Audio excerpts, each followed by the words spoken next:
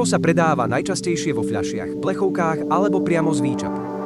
Pivo v skle má veľa konkurentov. Prečo by sme mali siahnuť skôr po tejto voľbe namiesto plastu?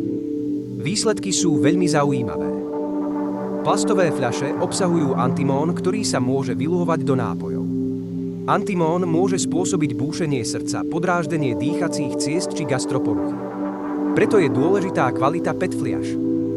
Sklenené fľaše sú zlatý štandard na skladovanie piva. Sklo má mnoho výhod, napríklad sa dá pasterizovať. Je to stabilný, nepriepustný materiál.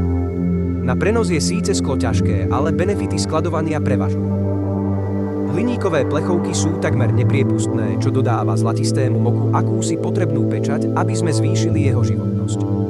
Hliník nemá žiaden pach ani chuť, ktoré by mohli ovplyvniť kvalitu piva.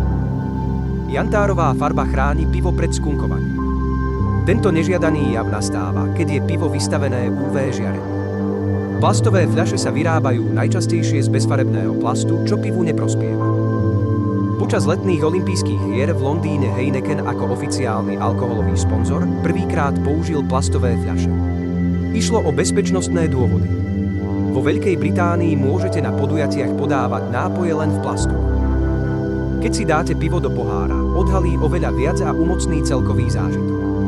Môžete vidieť jeho čírosť a farby, ako aj tvoriacu sa penu.